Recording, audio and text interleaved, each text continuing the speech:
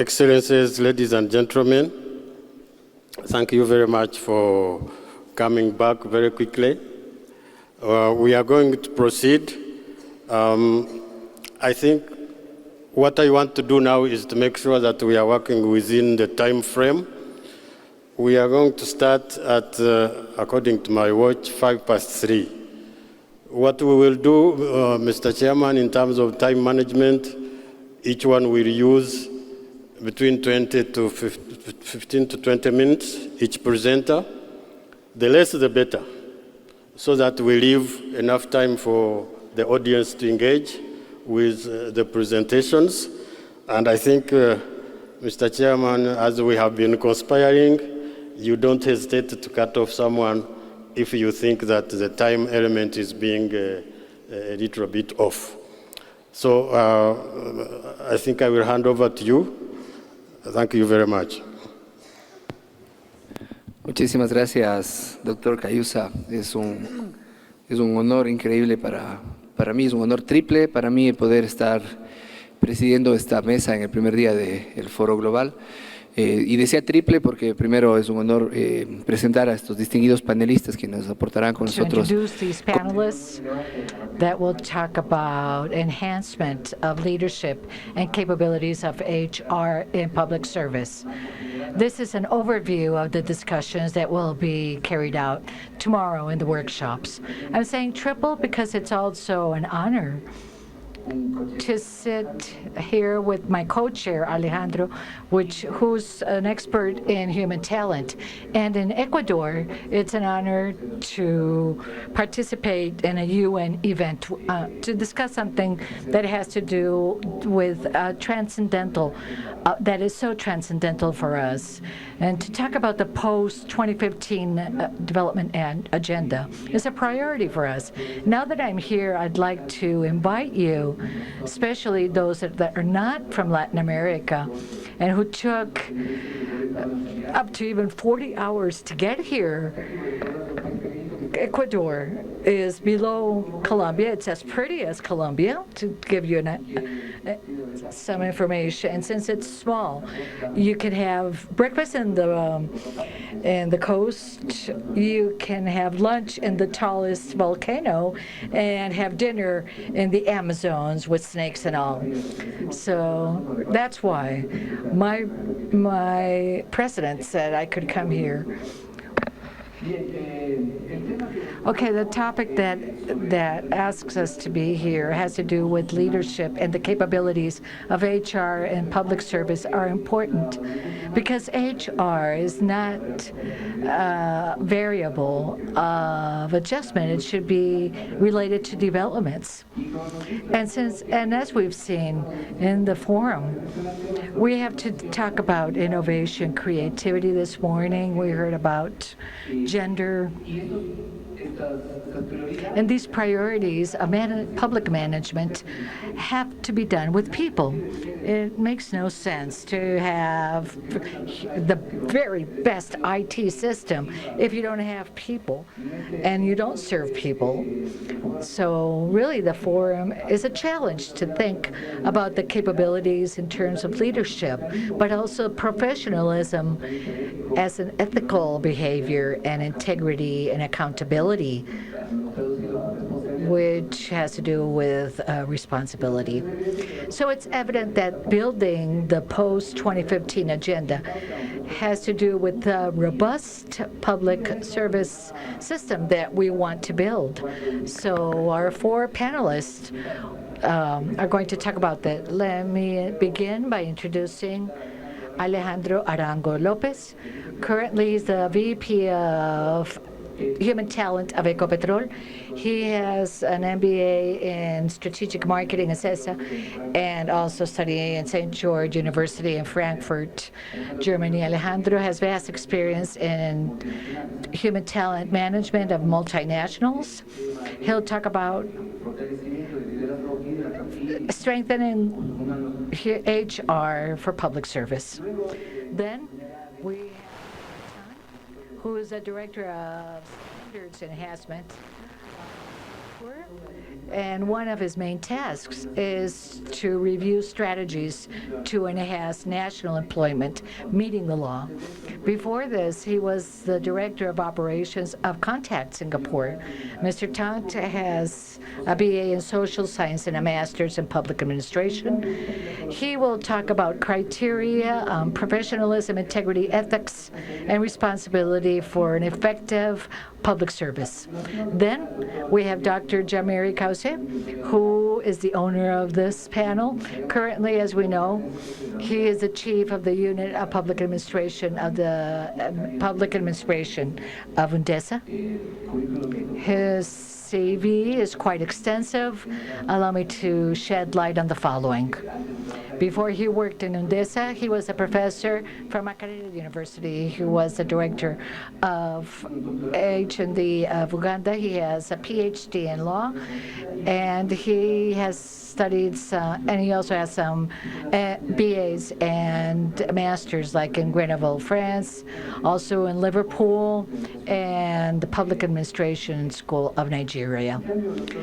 Dr. Kausia will be talking about management human talent in public service, especially what do you need for the post-2015 development agenda.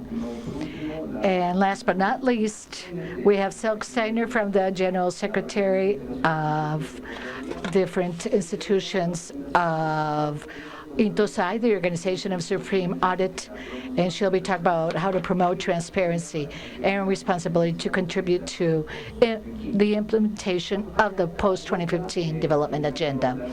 Alejandro Larrea-Jones is an attorney of San Buenaventura University. He's got a master's in business administration and was appointed this in January as a director of public,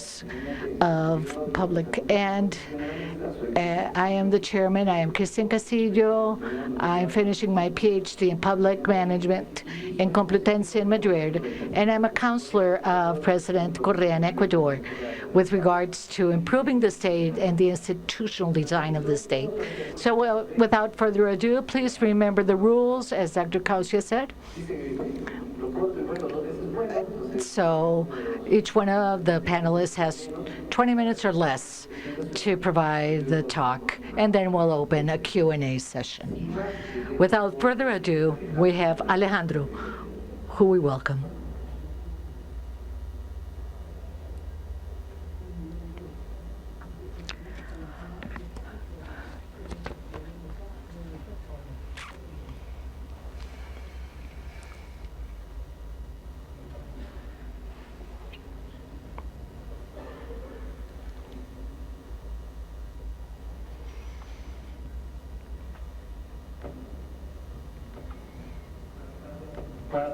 Good afternoon.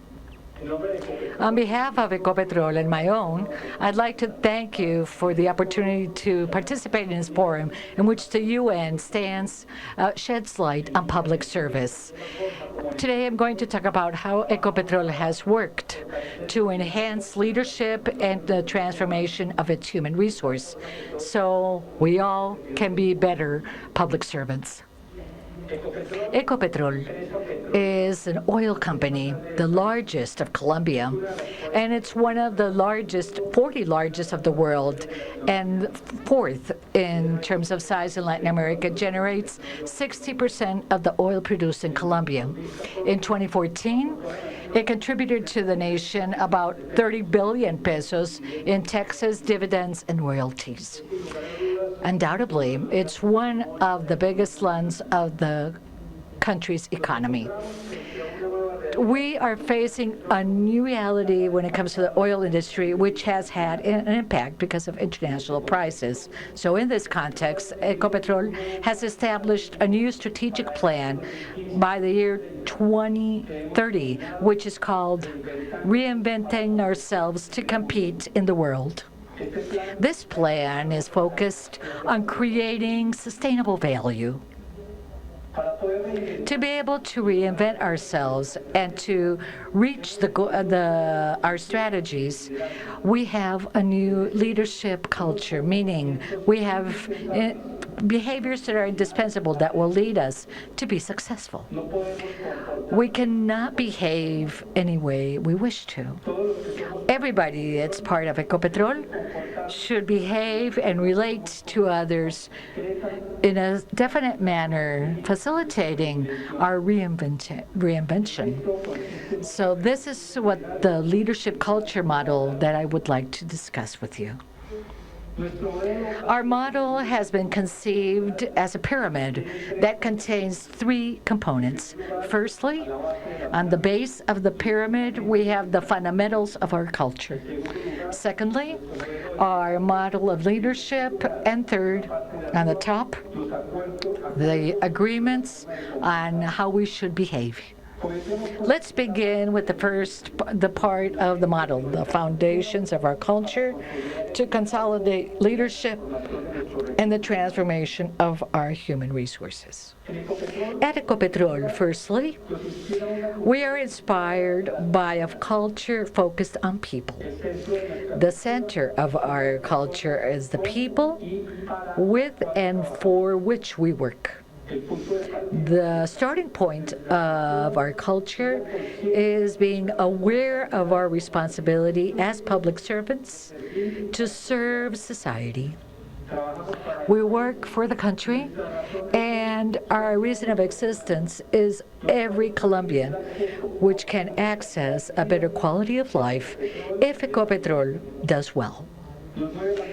We are aware that we should report to our shareholders and enhance all of our stakeholders. Our activity makes sense if we are based on the value of people and we contribute to their personal development. At Ecopetrol, we promote a culture that protects life and human transformation. A culture focused on people starts with the idea that we are a strong group of talents, experiences, intelligence, tenacity, intuition, tenacity. Our biggest responsibility as leaders is to find all of that wealth in people and to create conditions so that people can be better every day. Our reinvention at Ecopetrol is solely possible because people are an endless source of energy. Secondly, at Ecopetrol, we're inspired by a culture boosted by our leadership. The reinvention of Ecopetrol is possible if we all assume our leadership. Every single one. The 9,100 employees of the company have leadership, technical and human. Technical leadership makes us responsible of the process in which we are involved. Human leadership makes us responsible of ourselves, of our work teams, and of the communities with which we interact. The force that transforms for us is an exemplary leadership. The behaviors of our teams reflect what they see in us. With the way that we relate and how we behave, we have the culture of Ecopetrol. The culture is who we are and how we hold our leadership. When leaders provide all of their energy, and that's what we call our culture model, we provide all of our energy, we reinvent ourselves, we become better people, better professionals, better citizens. When we're better people, we assume leadership to ourselves and our families. When we're better professionals, we assume our leadership with regards to Ecopetrol. And when we're better citizens, we assume our leadership with regards to the communities with which we work. Public servants are a reference or a beacon for society, and that's where our responsibility lies, to be better people, better professionals, better citizens. Third, At Ecopetrol, we have a culture inspired by the need of reinventing ourselves. Only by reinventing ourselves can we meet the demands of the strategy 2015-2030. We are a great team, and we're moved by the certainty that we have everything that we require to meet our goals and our dreams, and this way meet the needs of the country. This is only possible if we reinvent what we are and what we do. We want to reinvent our culture and our leadership style. The essence of our leadership model consists in the fact that the leader is constantly reinventing itself to creatively meet the changes of reality. And our reality, our industry, has changed. The reality is dynamic and it's ever-changing. That's why we're going an ongoing transformation process. One of the great things about leaders is that they can reinvent themselves and assume the ongoing challenges of the reality and the surrounding. As leaders, we are constantly facing difficult moments and complex decision-making processes. That's why our force as leaders rises from the certainty that our chances are always more than the obstacles we have to face. We're sure that we can always find a solution to all of our problems. Always we can reinvent ourselves because we have an ongoing source of strength, intelligence, and creativity. These three elements are part of the foundations of our culture model. Again, a culture that's focused on people, a culture boosted by leadership, and a culture of reinventing ourselves. Let's continue then to build our pyramid, and let's look at the leadership model of the company. To facilitate its understanding, we inspire our leadership model on the chain of value of Ecopetrol, which is based on 5 pillars, which is to find and transform energy for everyone. The first moment of our business model is to find sources of hydrocarbons and explore them. Second, to extract them. Third, to transport them through the pipeline. Fourth, to refine them or transform them. And fifth, to merchandise them and take them to different markets to provide energy to different societies. Making a parallel with this business model and the oil industry, our challenge as leaders consists on finding the sources of energy of each of our employees. Just as we seek hydrocarbons, meaning to find and develop all of the talents and capabilities, creating the proper conditions so that everyone can give the best. To do this, we have leadership following the same production process of Ecopetrol. First, we explore and find the energy source of people through their knowledge. Then we get to know everybody in the team to find their talents, capabilities, and strengths, and all their capacities. Second, we extract the best of the people by building trust. When we build trust, people can give the best of themselves. Third, we transport or mobilize the energy of everybody through communication, just as we transport hydrocarbons through pipelines. Thanks to communication, we can mobilize the talent and capabilities of everybody involved in the team. Fourth, we transform and refine the energy of each person in the team.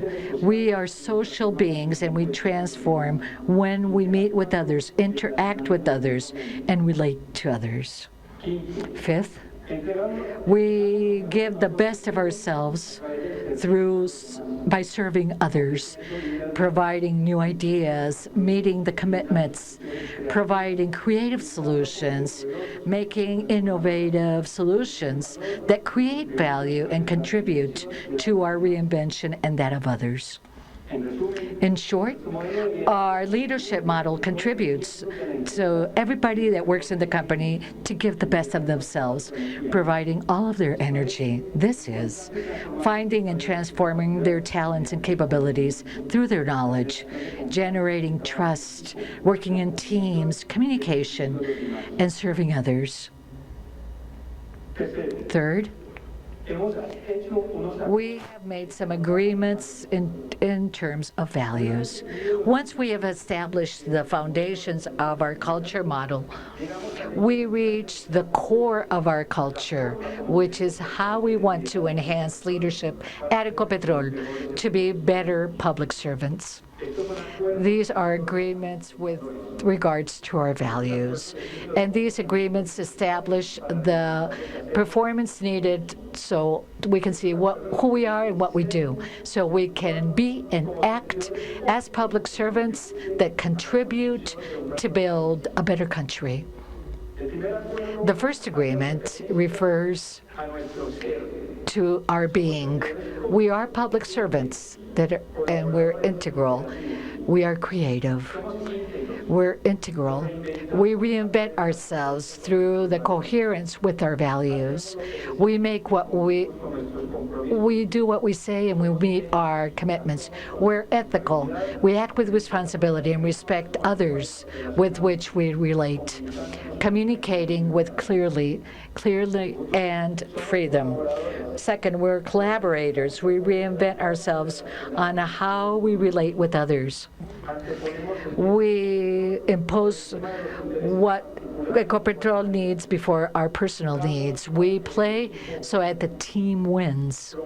We promote cooperation and we solve conflicts among people and areas.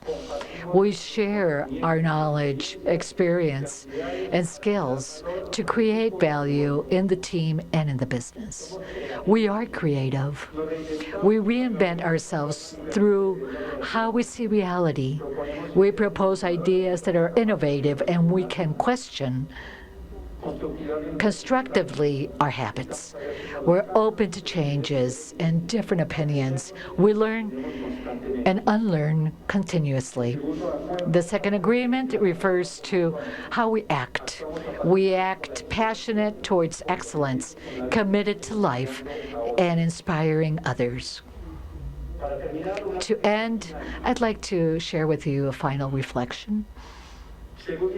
In my experience, the process of reinvention of Ecopetrol requires transforming people from within, because that way we can be better leaders and therefore better public servants.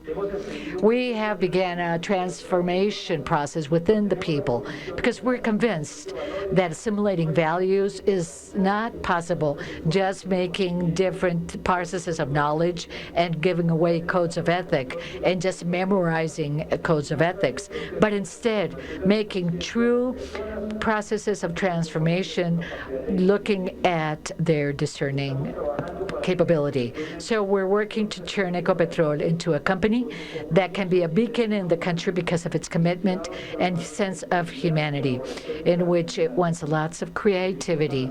We are boosted by the fact that we can reinvent ourselves as a company if we do it by reinventing ourselves as human beings. We're convinced that this culture and leadership model will make us better public servants, provided we are better people, professionals, and citizens. To carry out a better path, Colombia must consolidate the quality of its leaders and public servants. At Ecopetrol, we're working so that everybody can assume its leadership and we can be public servants that inspires society with our integrity, collaboration, creativity, enhanced by our commitment to life and passion towards excellence. At Ecopetrol, we're committed to meet our commitment as public servants with all of our energy, giving the best of ourselves, and being a beacon for the country. Thank you very much.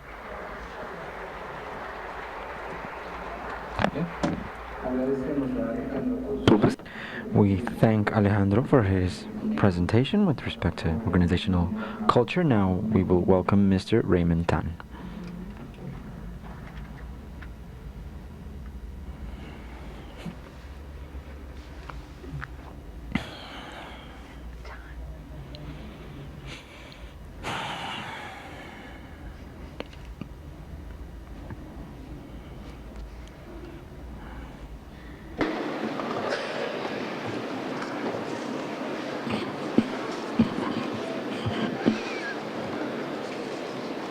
Thank you, Mr. Chair. Muchas gracias. Buenas tardes, líderes del sector público del mundo, invitados distinguidos, amigos y colegas. De parte de la delegación de Singapur, quiero To be decir part que of the global community of like-minded people who are committed to continually improve and innovate in the delivery of public services. When I was first asked by Dr. Stefania to give a presentation on professionalism, integrity, ethics, and accountability for effective, responsive, and equitable delivery of public services. Okay, that's a mouthful. I must confess that I agreed with some unspoken hope that the title was a draft version, which will be shorter and sound less intimidating when it's eventually confirmed. After all, almost every single word in the title has books written about it. Well, since the title is not shortened, I will try to be a little innovative in delivering my presentation.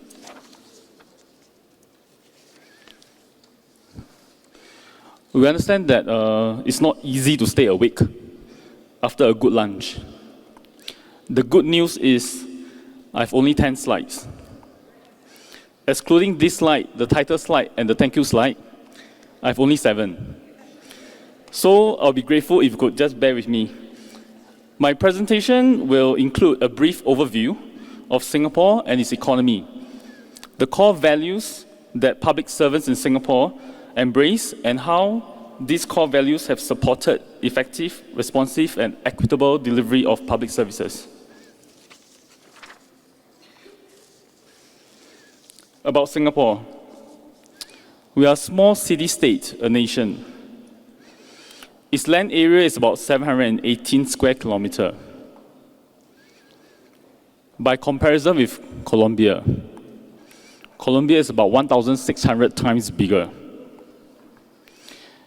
Singapore is a home to about 5.5 million people. Again, when you compare with Colombia, Colombia has at least 8.5 times more. Why I drew that comparison is because we do not want to overly paint the issues that we address in Singapore and extend it to Colombia or other friends of the world. There are 4 common languages amongst the locals, although English is the first language in school and the working language at the workplaces. We have been blessed with strong national leadership and some foresight in planning for the country and staying on course in the face of ever-changing global landscape and challenges. To a large extent, this is how we have kept unemployment rate low at 2% over a number of years now. Singapore is often misunderstood as a services-only economy. This slide gives, well, at least I hope, a more comprehensive understanding of the economy. If you look at the pie chart, you'll see that the manufacturing and the construction sector contributed to about a quarter of its GDP.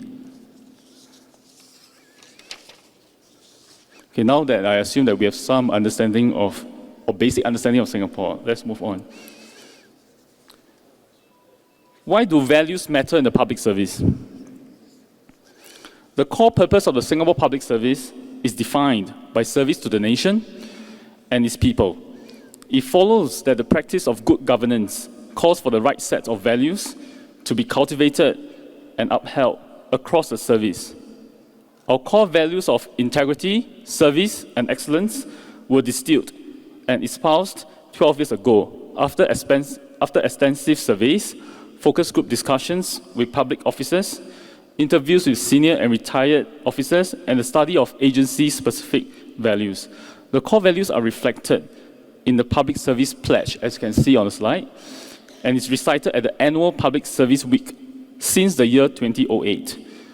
The Singapore's public service core values encompasses elements of today's topic, where professionalism reflects service and excellence, ethics and accountability are compartmentalized under a broader umbrella of integrity in the context of how public funds are managed. Our core values provide a compass for about 143,000 public servants regarding standards of behavior, and to inform the way we think about our day-to-day work, such as policy analysis and design, service delivery, or public engagement. Our values also prompt us to do our duty honestly, without fear or favor, to go the extra mile to help fellow citizens, and to be the best that we can be. In short, our view is public officers need to be steeped in the right set of values that will underpin the responsibilities we have to the citizens we serve, and provide a basis for us to make the difficult and complex decisions we sometimes have to make in order to serve the common good. Core values help us manage trade-offs across different interest groups, interpret policies, and make judgment calls on gray areas, decisions that frontline officers are increasingly expected to make.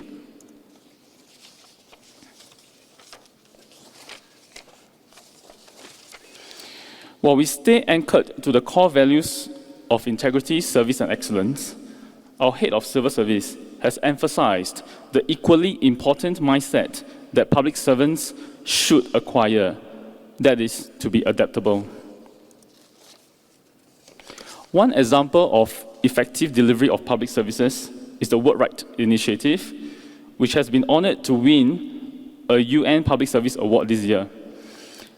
In a nutshell, the Work Right initiative is a national employment rights protection campaign that aims to help workers know their employment rights and to ensure employers fulfill their obligations under Singapore's employment laws.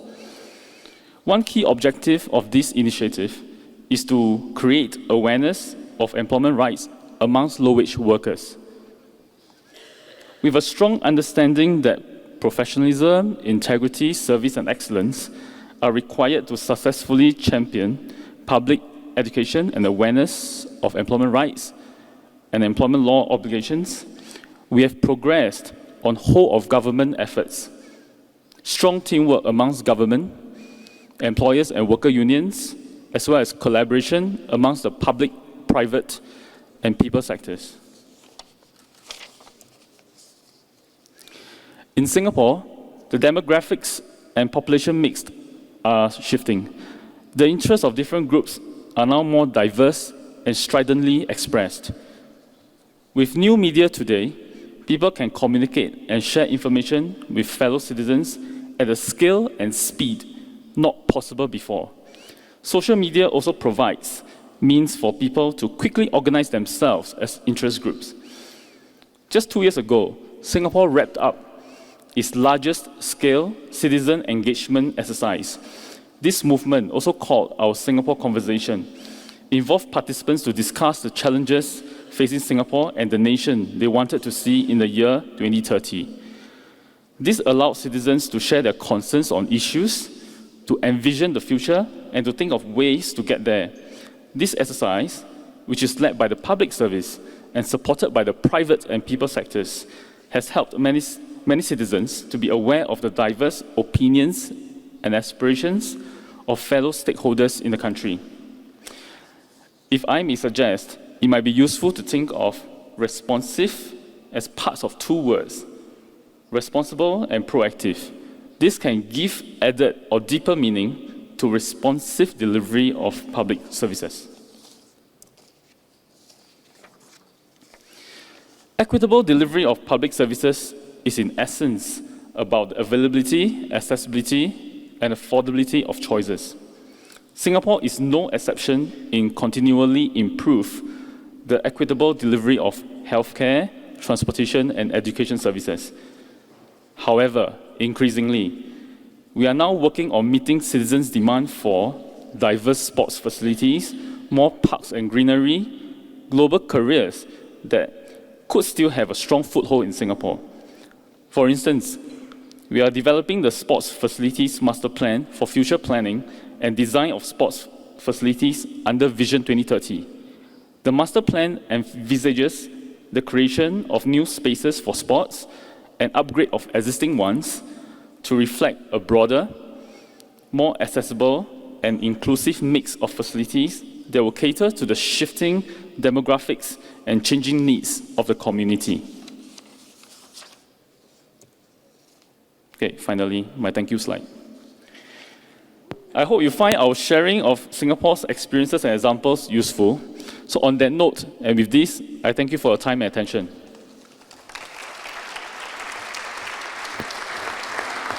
Agradecemos a Raymond Tan por estas importantes prácticas que tienen como punto de partida un servicio público basado en la excelencia. Damos ahora la bienvenida al doctor Jean-Marie Causia.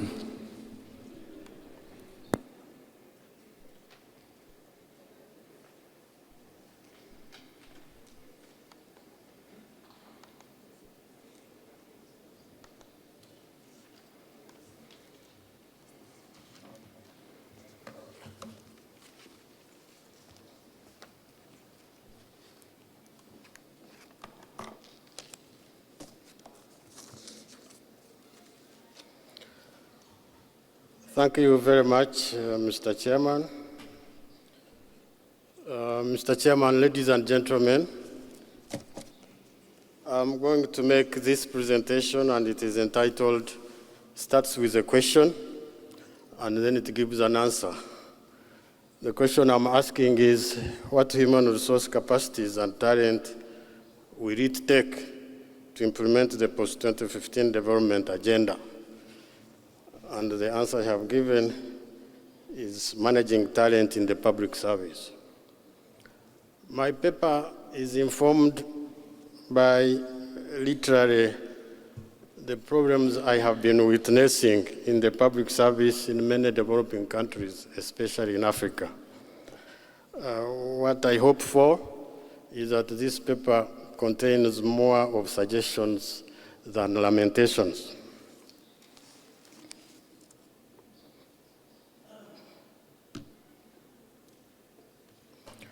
I'm not going to dwell on the post-2015 development agenda and sustainable development goals. We are going to know that come September. Member states' leadership are going to converge in New York, and hopefully by the end of September, they will have agreed on the sustainable development goals to guide the development efforts of the world for the next 15 years. But essentially now we already know that these goals are going to be in the areas of social, economic, and environmental aspects. I have added on the fourth, which is poverty eradication, because we know it is going for a very long time to remain the biggest challenge facing humanity.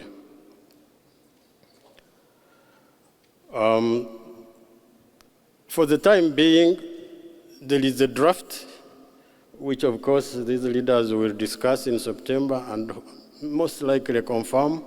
It contains 17 goals. Essentially, if you analyze those 17 goals, you will realize that it is the original MDGs, which were 8, only that they are cut in smaller pieces and each piece made into a goal.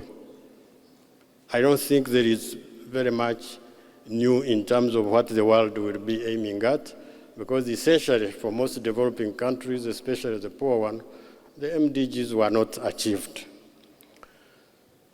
Now, my main concern here is, and it has to do with the statement I've just made, that in many respects in poor countries, the MDGs were not wholly achieved. So my main concern is, if the MDGs were not wholly achieved, what then will it take to achieve sustainable development goals?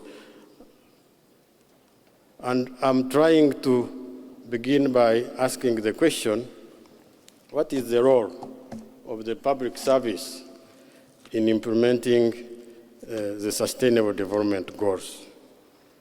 I have tried to look at each goal in order to answer this question.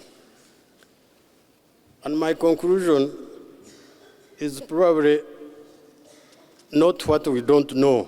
It's the debate that has been going on since around the 1970s about the role of the public service in economic development.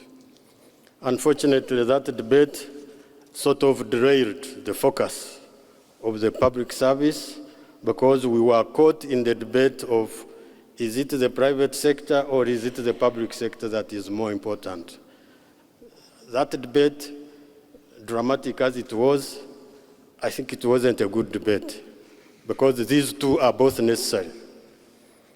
And what I'm trying to illustrate here is that if you look at what you will need in order to implement these 17 goals, you remove the public service capacity, none of these goals can be achieved. If you look at the coloring, the red means that for the public service, it is very critical, what is red.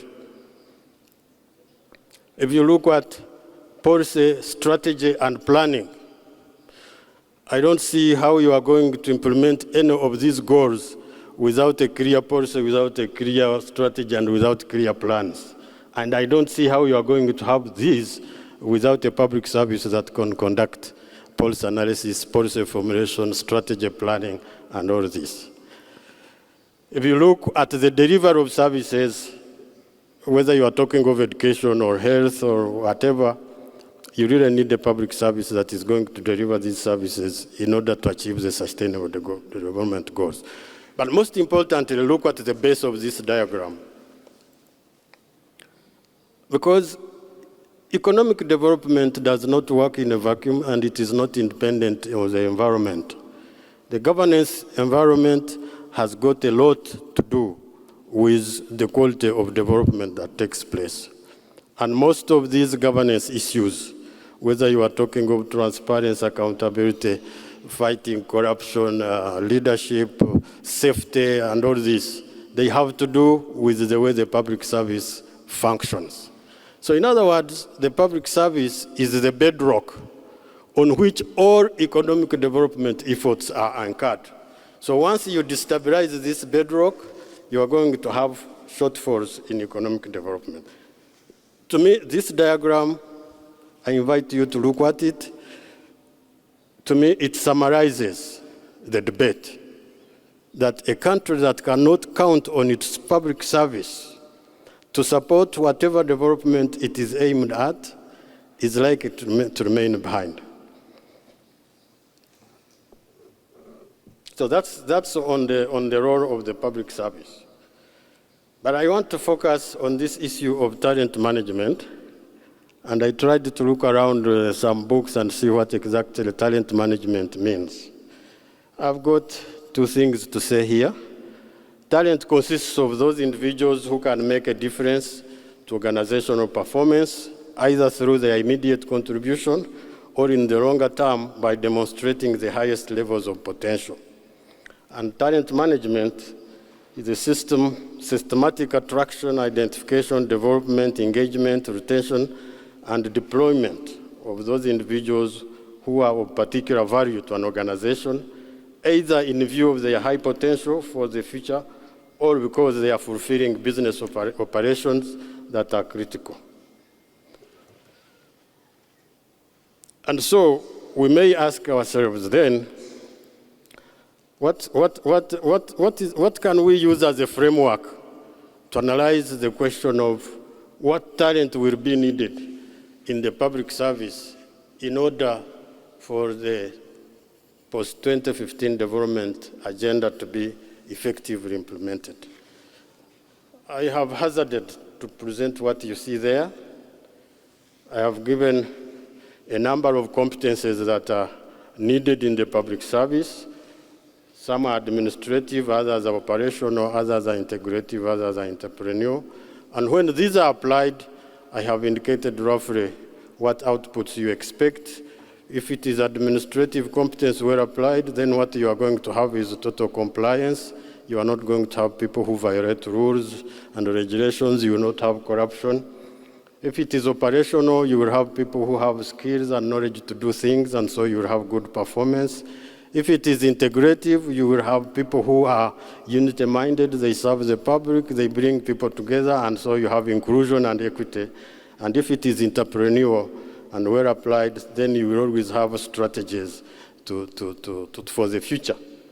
And the outcome of that, you will have professionalism and ethics and integrity that we have just been having.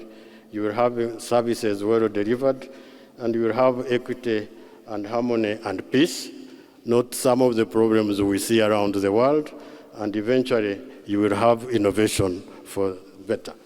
So I'm saying if you analyze this diagram, according to my assessment, you will have a framework which you can use to say, what kind of public service do I have here, and how effective will it be? Depending on that analysis, then you can say, how do I develop this talent? And so what is then is included in the whole process of developing talent in the public service? Some of them are things that are not foreign to us, those who have been engaged in managing the human resources in the public service, workforce planning, recruitment, succession planning, talent gap analysis, education and development. This is, while I am going to say this should be normal, we know that this is one area of many public services where there are weaknesses, where you find a public service of a specific country can't even tell you how many public servants they employ. I guess you have probably heard of ghost workers. If you have ghost workers, how do you plan for them? There are different perspectives of talent management. Sometimes you can look at talent management with the perspective of competition, where you say, if I don't manage talent in this organization, the good ones will go to my competitors and so I lose. That's the competitive perspective. There is a developmental perspective where you say, I really want these high performers to develop very fast because my development depends on how fast they develop in their career. That's a developmental perspective. Or it could be the cultural perspective where you say talent management is a mindset, or it could be a change management perspective where you say talent management is the driver of change. I like that one. If you do not have the talent that it takes to drive you through the future, most likely you will remain in the past or get stuck in the present. Now, what do you focus on when you are doing talent management, when you are developing competence and talent? Again, this might look normal to those who have got well-functioning public services, but to those who are managing public services that are problematic, these are exactly the areas where you may have to focus: knowledge sharing, training, internal and external learning, or transformational leadership, effective communication, problem solving, or managing innovation. I'm talking about managing innovation because sometimes we think innovation is an obvious thing. It isn't obvious, because sometimes you can get a public service that is so creative that it becomes disruptive.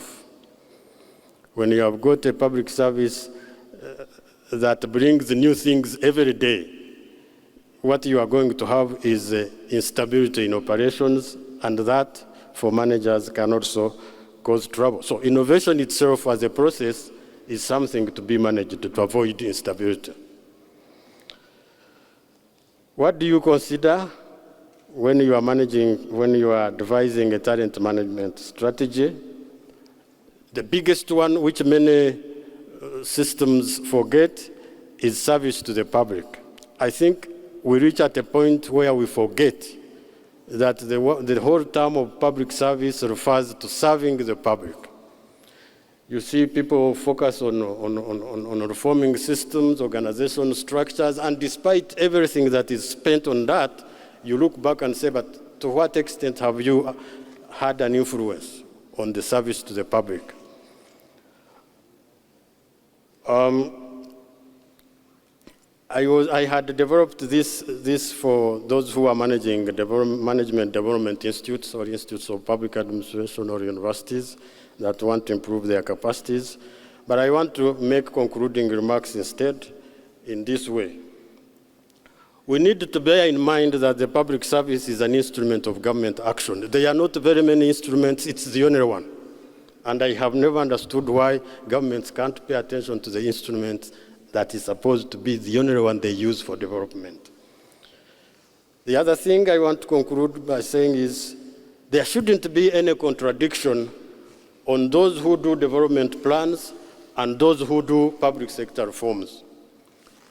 Think about it. At the time when the Millennium Development Goals were declared, most structuralists in public sector reforms, they were saying you need to freeze recruitment, you need to retrench. If you retrench health workers when you have said you want health for all, how do you get it?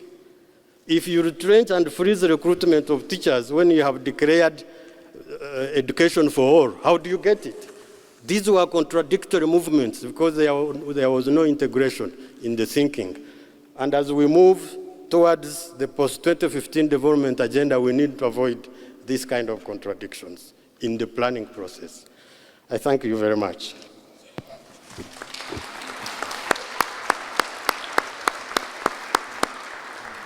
Agradecemos al doctor Cayusa por este increíblemente bien hecho resumen de lo que es un Great programa de summary of a master's program on human talent. We'd also thank you for discussing human talent for future strategies. To end this panel, let's listen to Ms. Silksteiner.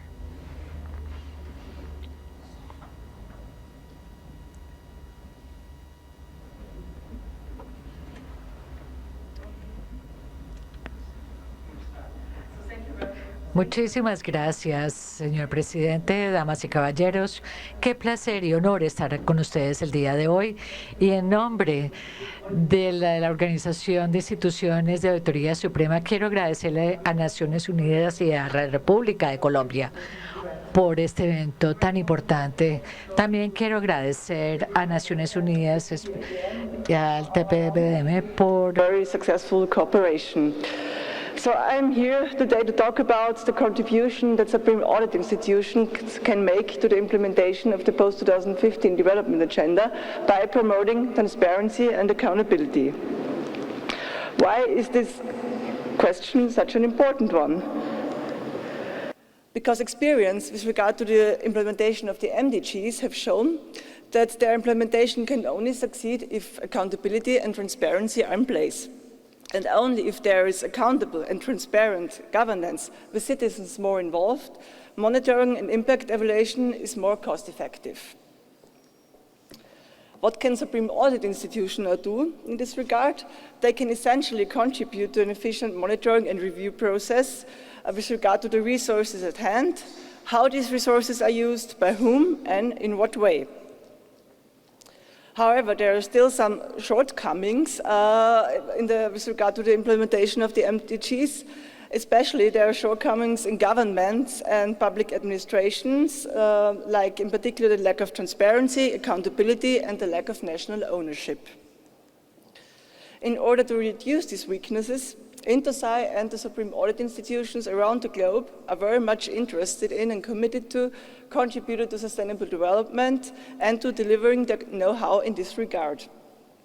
But only if they are really strong and independent SCIs at the national level, only then they are in a position to strengthen transparency and accountability and thereby provide the basis for a successful implementation of the Sustainable Development Goals.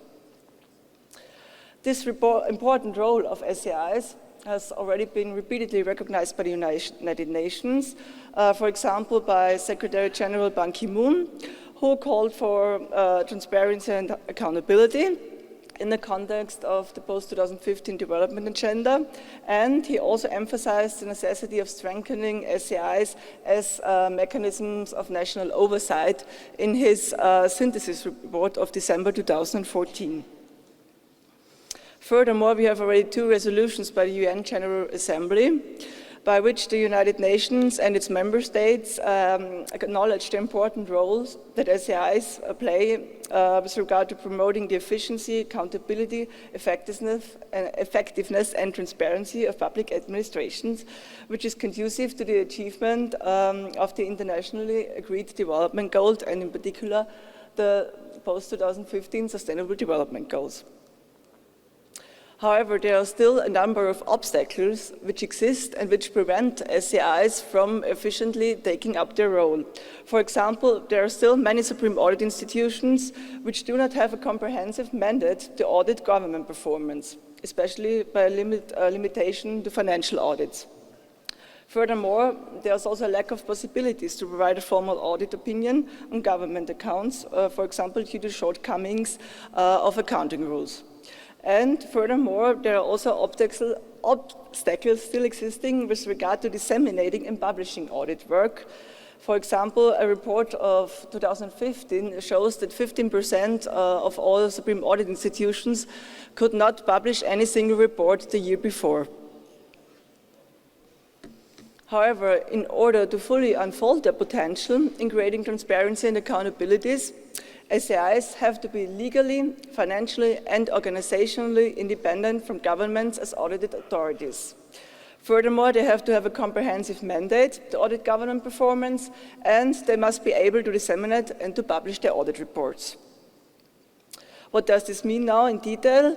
So only fully independent SAIs can make government actions concerning sustainable development more effective and transparent by the independent and objective information they provide to the executive and to parliaments, and by reports which are publicly available and by public discussions. Furthermore, SAIs need to have the necessary capacity to be able to fully unfold their potential.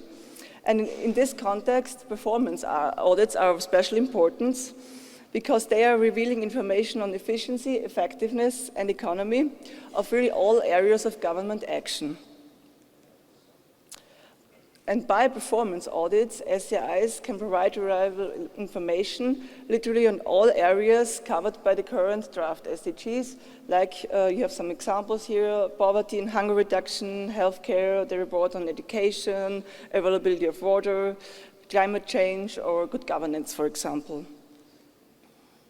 Now I have a concrete example. The SAI of Ghana has conducted already a number of audits in areas which are related to the Sustainable Development Goals. Like you have here some 3 concrete examples: an audit of water provision to rural communities, and this audit also had concrete results. It resulted in an intervention by the World Bank. A second example is the protection of the ecosystem, and this audit gave rise to a parliamentary intervention. Or an audit of physical infrastructure, which led to an increase in market centers and also in the establishment of primary schools. Another necessary measure is the improvement of public accounting systems. It is necessary to improve the public accounting systems, for example, by accrual accounting, in terms of an oriented budgeting, outcome-oriented budgeting, in order to have a true and fair view of the state budgets, and in order to be able to measure the real outcome of policy measures or government actions. Here's a concrete example: Austria. In Austria, the true and fair view of the state budget is a constitutional principle since 2013.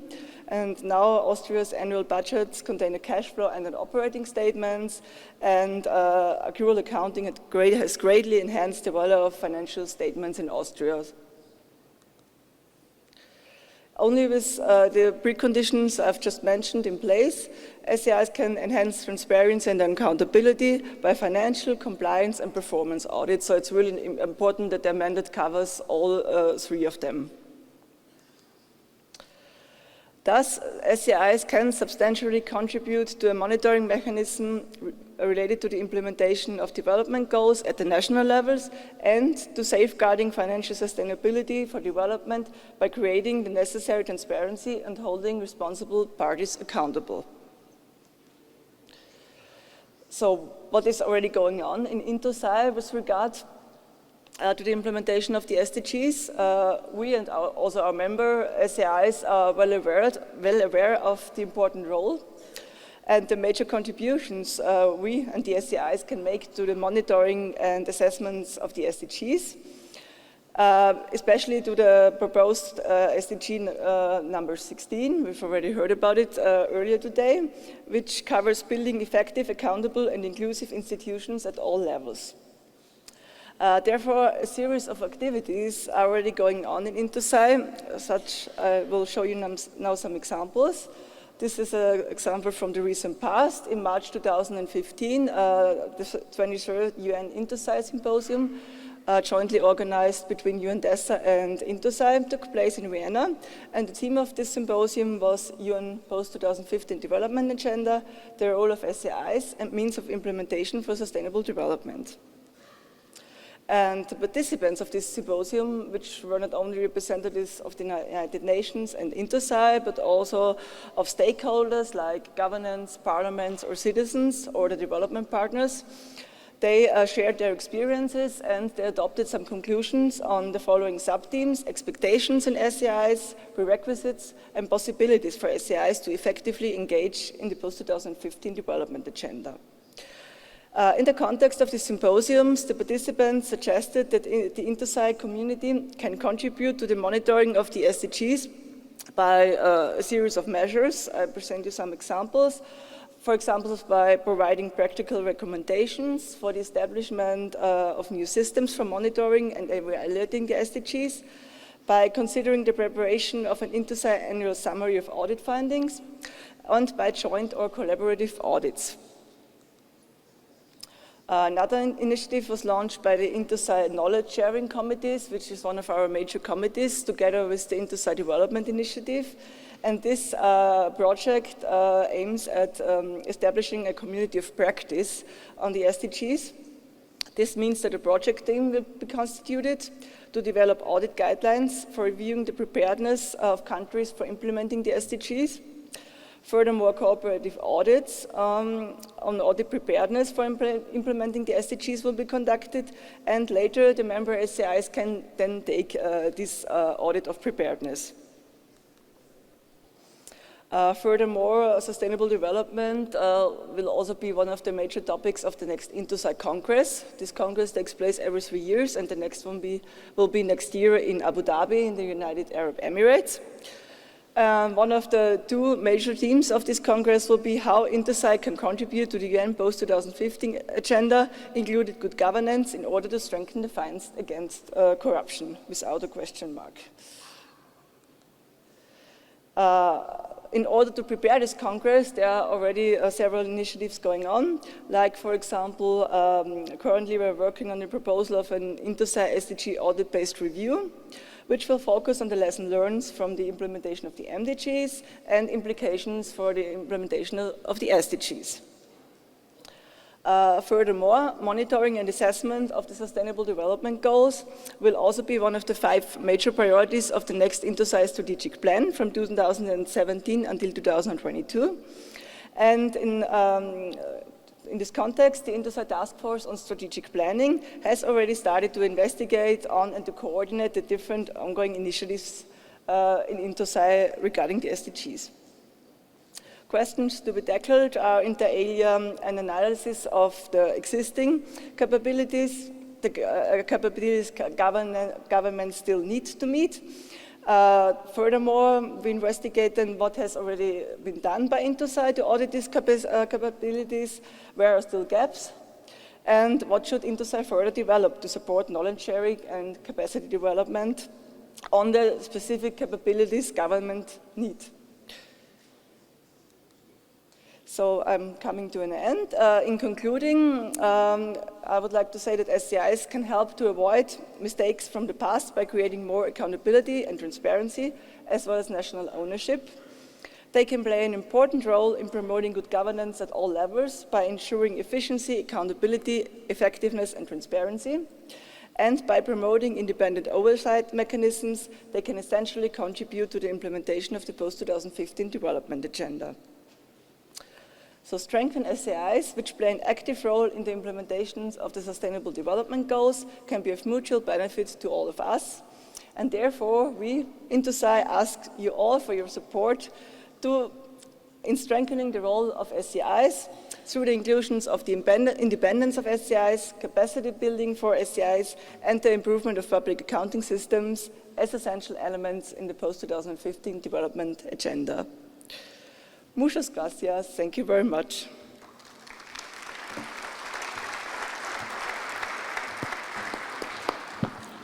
Muy buenas tardes. Vamos a iniciar la ronda de preguntas para los panelistas. Les rogamos el favor de indicar su nombre, el país de origen y al panelista al que va dirigida la correspondiente pregunta.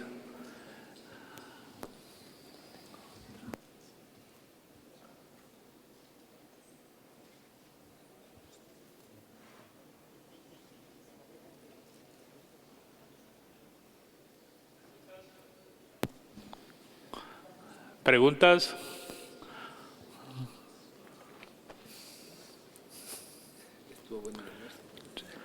Muy bueno el almuerzo, ¿no? Todo muy claro. Todo muy claro. Y muy claro todo.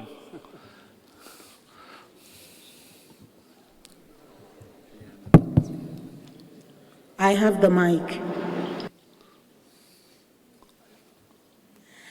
Can I go on? Claro, yes. Okay. Thank you, Mr. Chair. My name is Nenna Wakama. I'm the Africa Regional Coordinator of the World Wide Web Foundation. I would like to say thank you to the panelists and come back to the centrality of access to the internet and open data as key vehicles in the SDG. I've been tweeting all day, and I want to say thank you to Singapore.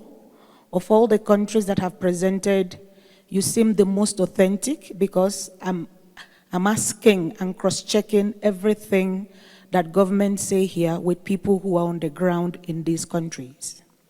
Having said that, I would like to come back to Mr. Kayusa and say that when we were adopting the MDGs, we could not do live streaming. We could not do live tweeting. We could not do remote participation. My question is very simple. How can we, in the framework of public service, do more in ICT integration, and most importantly, in open data for more citizen engagement and service delivery? Thank you.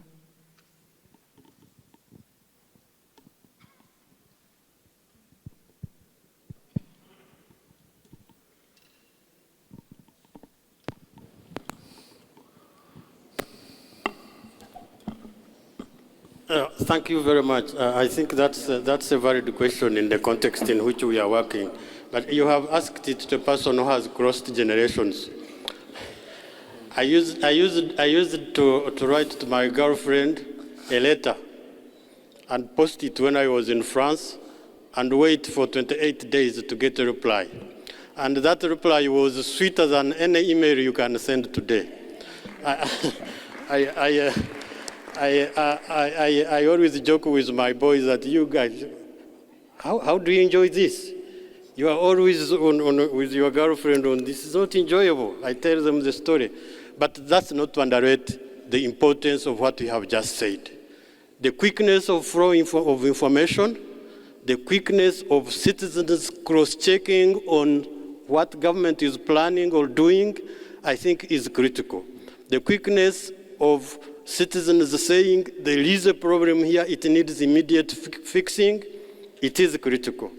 And so what is required now, I'm going to say something that needs to come from those who are technicians in this.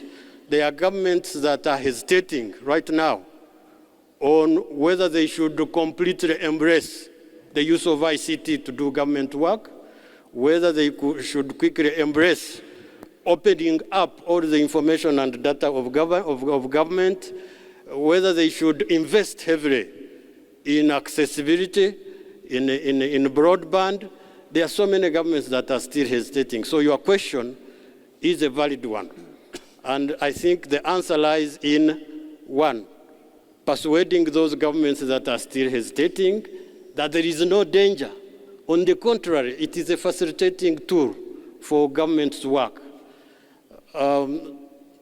So that you can get to a point where you have policies and legal frameworks that enable governments to deploy the use of ICT to do the job. There are countries where you still have problems of, what should I call it, digital literacy. Because yes, you can open up, but what if you open and I don't want to enter? I will still not be in your house anyway, despite the fact that you have opened. So there are countries where there needs to be coupled with accessibility and investment in broadband and all this hardware. You need a population that really believes that's the way to go. And that needs to be cultivated. Believe it or not, I still have people who send me an email with a letter attached and then still go ahead and send it by DHL. So then after I have done everything they wanted done, I receive the DHL package. And I know DHL is an expensive thing. So why do they still do it? Because it is still in the head. So there is still a question of changing the mindset vis-a-vis the use of ICT as opposed to doing it the way we used to. Otherwise, I'm not a technician in this thing. I am only a user. And this is all I can say about this question. Thank you very much. Thank you, Mr. Causa. Siguiente pregunta. Sí. Allá te levantaron antes.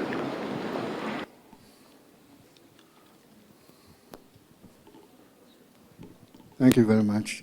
My name is George Scott. I'm the Secretary General of the Africa Association for Public Administration and Management, APAM. Mine relates to the issue of audits and the capacity for various national institutions or even international institutions to ensure enforceability, to ensure and enforce audit issues and audit findings, and especially in the area of applicability of sanctions to those who flout on audit findings. One of the weaknesses that has so far been found in service delivery, both at the national, regional, and local levels, is that when audit issues are found out, various bodies and institutions lack the necessary capacity to enforce, particularly enforce sanctions to ensure that the right thing is being done. My comment goes to emphasize that if that is the case, then what is the purpose of auditing when you don't have the teeth to bite? And what are some of the policy issues that are being made at the top to ensure that both at the national, regional, and local levels, when findings in audit are found, the right thing is done to bring to book those who are found as culprit? Thank you very much. Thank you very much for your question and for your comment, which is indeed a very, very important one. That's first of all, that's the problem of the lacking mandate, which I've mentioned before. Independence means that SCIs, Supreme Audit Institutions, can publish their reports, that the media get their reports, you know, that there's some kind of also social pressure then. The question of sanctioning, I mean, most SCIs cannot sanction themselves, but if their audit results are public, then there should be some pressure, and they should have the necessary budget, they should have the necessary competence, and they should really be legally independent from the governments they have to audit. And this is still very often a problem, that this independence is lacking, and that their audit reports are, as you mentioned, then rather toothless, because if they don't have the power and the independence, then not a lot will happen. And we are very aware of this problem, and that's why we say that the independence is so important, and that's why we ask for all of your support. We already have these two resolutions by the United Nations, and we have the tools which you should take to your countries, and I think these are really valuable tools, to show we have the support of the international community, but of course still has to be done, and that's why we say this issue is so important. Gracias. Tenemos tiempo para una última pregunta.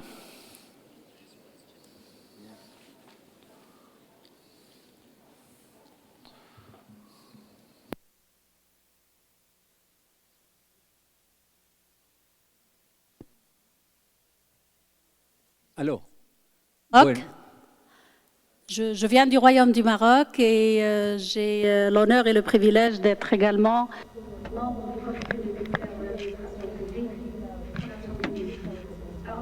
Public of the UN. So my question consists with regard to the talents, which is crucial for the African continent, not only to attract the talents of public services, but also to be able to maintain them.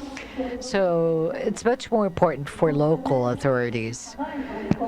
The public servants that work in the communes and in the cities are compared with those that work in the state.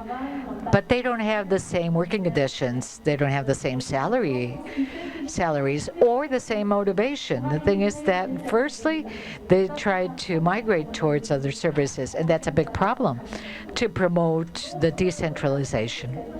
Another aspect of this is how to maintain this, not only to attract them, but to maintain them.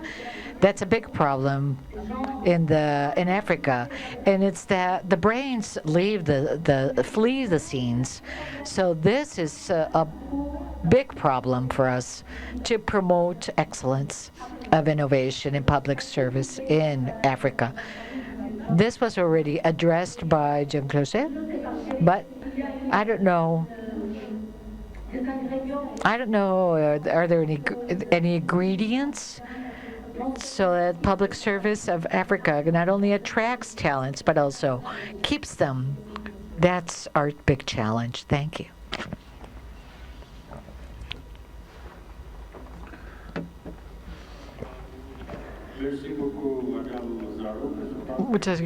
Thank you, Madam Zarouk. I believe that this is quite pertinent. It's not a new problem, we all know about that, but precisely since it's something that's not new, we must have to build ties in a more innovative fashion.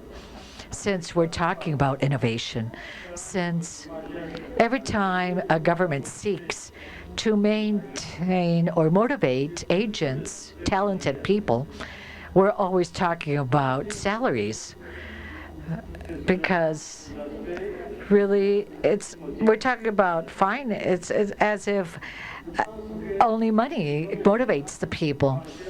However, now I think that we have to change that mindset. We must change how we think. I believe that initially we have to revalue or reappraise and reestablish the variables of public service, which consists serving the public, to be recognized as a very paramount element for the operation of a government. This doesn't happen in most countries, however. You see public servants that are unmotivated. And with the passing of time, they're convinced that they're not pivotal. And only those that are important are the ones that work in the private sector. So although we want to pay them well, they are still unmotivated. So they're not taken or given enough value. Una cosa que hay que saber. Who is taken as nothing because he's a public servant, pay him well, he will still not be motivated to work well. This is where we need to reorient the way we look at the public service. As I said, it is an instrument of state action. You don't put a spear and go to hunt a lion and you leave it blunt. You have got to sharpen it. You have got to look after it very well. I don't think I can get a total answer, but that's one thing I can contribute. Bueno, muy bien, muchas gracias. Damos por terminado nuestra mesa redonda, recordando que revisamos el modelo de cultura de la compañía Ecopetrol.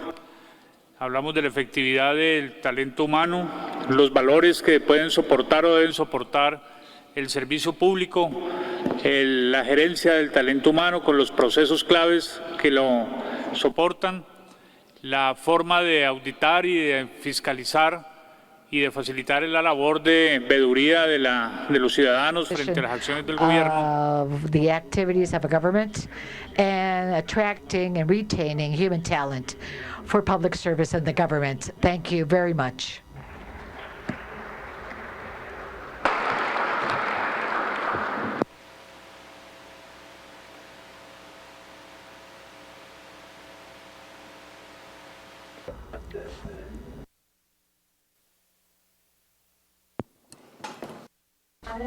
We'd like to thank the panelists and the chair. We'd like to remind you that tonight we have a welcoming activity. We have a 10-minute break, I'm sorry. Thank you.